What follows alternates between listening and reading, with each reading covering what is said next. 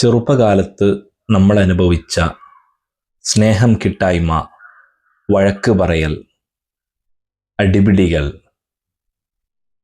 നമ്മുടെ പാരൻസിൻ്റെ അടുത്ത് നിന്ന് ലഭിക്കുന്ന ഷൗട്ടിങ്ങുകൾ, ദാരിദ്ര്യം, കഷ്ടപ്പാട്, അതെല്ലാം പ്രായമായതിനു ശേഷവും നമ്മെ ചിലപ്പോൾ വേട്ടയാടിയേക്കാം. ചിലർ പറയും അത് ഫോർഗെറ്റ് ചെയ്തു, അത് മറന്നുകള. പക്ഷേ നമ്മുടെ അൺകോൺഷ്യസ് മൈൻഡിൽ അത് അള്ളിപ്പിടിച്ച് കിടക്കുകയും നമ്മുടെ ബോഡിയെയും നമ്മുടെ ജീവിതത്തെയും ചിലപ്പോൾ അത് ബാധിച്ചേക്കാം. സൈക്കോളജിയിൽ അതിന് ചൈൽഡ്ഹുഡ് ട്രോമ എന്ന് പറയും. അത്തരം ഒരു കണ്ടീഷനിലൂടെ കടന്നു പോകുന്ന നിരവധി പേരെ നമ്മൾ കണ്ടിട്ടുണ്ട്. അതിനെപ്പറ്റിയാണ് ഇന്നത്തെ വീഡിയോ. ചിലപ്പോൾ വയസ്സ് 25, 30 അതിന് മുകളിലോ കുറവോ എങ്ങനെയാണെങ്കിലും നമുക്ക് ചിലപ്പോൾ അകാരണമായൊരു ഭയമോ ടെൻഷനോ ഫീലിങ്സോ മറ്റോ വരുന്നു. ഇതിൻ്റെ എല്ലാം കാരണം എന്താണ്? ചിലപ്പോൾ അത് നമുക്ക് കുട്ടിക്കാലത്ത് അനുഭവിച്ച ഞാൻ നേരത്തെ പറഞ്ഞതുപോലെയുള്ള പ്രയാസങ്ങളാവാം. ആ പ്രയാസങ്ങൾ നമ്മെ നിരന്തരം വേട്ടയാടിക്കൊണ്ടിരിക്കും. അതിൻ്റെ കാരണങ്ങളിലേക്ക് നമ്മൾ അന്വേഷിച്ചാൽ ചിലപ്പോൾ നമ്മൾ വീട്ടിൽ നിന്നോ കൂട്ടുകാരിൽ നിന്നോ അനുഭവിച്ച നമുക്ക് ഒരിക്കലും ഇഷ്ടപ്പെടാത്ത കാര്യങ്ങളാവാം. ചിലർക്ക് തീരെ സ്നേഹം കിട്ടാത്ത അവസ്ഥ, എപ്പോഴും കമ്പയർ ചെയ്യുന്ന അവസ്ഥ, അങ്ങനെ തുടങ്ങി കുട്ടിക്കാലത്ത് നിരവധിയായ കൈപ്പേറിയ അനുഭവങ്ങളിലൂടെ കടന്നു പോയിട്ടുണ്ടാകും. അത് ചിലപ്പോൾ ചിലരോടുള്ള ദേഷ്യമായും വെറുപ്പായും രൂപാന്തരപ്പെടുന്നു. പക്ഷേ അത് കൂടുതലും മറ്റുള്ളവരെ ആക്രമിക്കുന്ന വാസനയേക്കാൾ കൂടുതൽ നമ്മളെ തന്നെയാണ് അത് ബാധിച്ചുകൊണ്ടിരിക്കുക. ഇത്തരത്തിലുള്ള നമ്മുടെ മനസ്സിനെയും ശരീരത്തെയും ബാധിച്ചുകൊണ്ടിരിക്കുന്ന കാര്യങ്ങൾ എങ്ങനെയാണ് നമ്മൾ മാറ്റുക, നീക്കം ചെയ്യുക? ഇസ്ലാമിൻ്റെ മെത്തേഡാണ് ഇന്ന് ഇവിടെ പറയാൻ ഉദ്ദേശിക്കുന്നത്. മറ്റുള്ള വീഡിയോകളിൽ കൂടെ സയൻറ്റിഫിക് ഭാഗങ്ങളും കൂടി ഞാൻ പറയുകയാണ്. ഇത്തരം വീഡിയോകൾ നിങ്ങൾക്ക് താല്പര്യമാണെങ്കിൽ ഒരു കമൻറ്റ്, നിങ്ങളുടെ അനുഭവങ്ങൾ കമൻറ്റ് ചെയ്യുക. ഈ ചാനൽ സബ്സ്ക്രൈബ് ചെയ്ത് കൂടെ കൂടാം.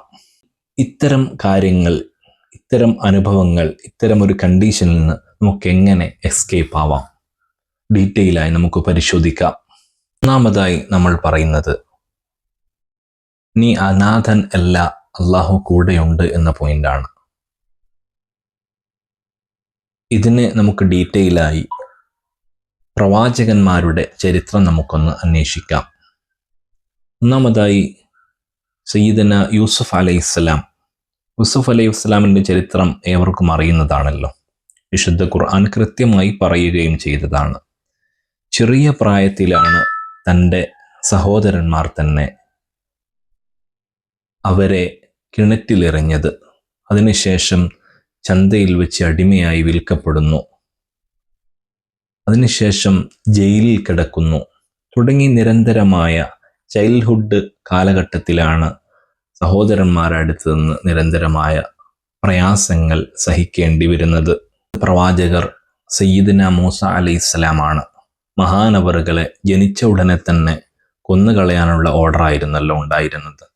പേടിച്ചു വിറച്ച മാതാവ് അവരെ പുഴയിലൊഴുക്കുകയാണ് ചെയ്തത്. തുടർന്ന് പിതാവിൻ്റെയോ മാതാവിൻ്റെയോ വലിയൊരു സംരക്ഷണം, ചെറിയ രീതിയിൽ സംരക്ഷണം ഉണ്ടായെങ്കിലും ഇല്ലാതെ ഒരു പ്രയാസഘട്ടത്തിലാണ് കൊട്ടാരത്തിൽ ജീവിക്കുകയും ചെയ്യുന്നത്. ഒരു ഐഡന്റിക്കൽ ക്രൈസിസ് അവിടെ അനുഭവിക്കുകയും ചെയ്യുകയാണ്. ഈ രണ്ട് പ്രവാചകന്മാരും കുട്ടിക്കാലത്ത് വലിയ പ്രയാസം അനുഭവിച്ചു എന്ന് നമുക്ക് മനസ്സിലാക്കാൻ കഴിയും. നേരത്ത് പറയേണ്ടതാണ്, അന്ത്യപ്രവാചകരായ ത്വാഹ റസൂൽ സല്ലല്ലാഹു അലൈഹി വസല്ലം തങ്ങൾ അനാഥനായിരുന്നല്ലോ. 6 വയസ്സിൽ മാതാവും വഫാത്തായി പോയല്ലോ. അങ്ങനെ തീർത്തും ഒരു യതീമായി വളരുക എന്നത് ഒരു പ്രയാസമുള്ള കാലഘട്ടം തന്നെയാണ്. അപ്പോൾ ഈ കാര്യങ്ങളെല്ലാം, എന്ത് പ്രയാസം സഹിച്ചാലും എന്ത് ബുദ്ധിമുട്ട് സഹിച്ചാലും എല്ലാം അള്ളാഹു കാണുന്നുണ്ട്. അതിൻ്റെ ഒരു ചേർത്തുപിടിക്കൽ ആണ് അലം യജിദ്ക യതീമൻ ഫഹാവ, നിങ്ങൾ ഒരു യതീമായി എങ്കിലും അതിനെ നമ്മൾ പരിഗണിച്ചു എന്നൊരർത്ഥത്തിലാണ് ആ ആയത്ത് നമ്മോട് ഓർമ്മിപ്പിക്കുന്നത്.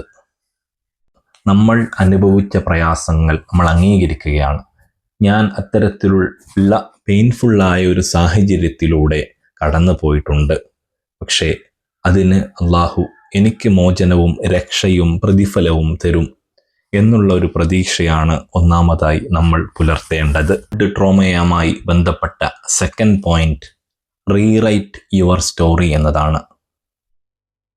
പോസ്റ്റ് ട്രോമാറ്റിക് പീരീഡ് അല്ലെങ്കിൽ പോസ്റ്റ് ട്രോമാറ്റിക് ഗ്രോത്ത് നിങ്ങൾക്കറിയുമോ? ഈ ട്രോമ അതിജീവിച്ചു വരുമ്പോൾ നമുക്ക് കിട്ടുന്ന ശക്തി വലുതാണ്. ഇത്തരം ട്രോമയിലൂടെ കടന്നു പോകുന്ന ആളുകൾക്ക് 2 ചോയ്സുകളുണ്ട്. ഒന്ന്, ഞാൻ വളരെ പെയിൻഫുള്ളായി സിറ്റുവേഷനിലൂടെ കടന്നു വന്നു, അതുകൊണ്ട് എൻ്റെ ലൈഫ് സ്പോയിലായി, വേസ്റ്റായി എന്ന് പറയാം. രണ്ടാമത്, ഞാൻ ഇത്രയും പ്രയാസങ്ങൾ നേരിട്ടു, പക്ഷേ ഞാൻ അതിജയിക്കും, അള്ളാഹു എന്നെ രക്ഷിക്കും എന്നൊരു ബോധമാണ്. രണ്ടും നമുക്കൊരു ചോയ്സാണ്, രക്ഷപ്പെടണോ അല്ലെങ്കിൽ സാഹചര്യത്തെ പഴിക്കണോ എന്നത്.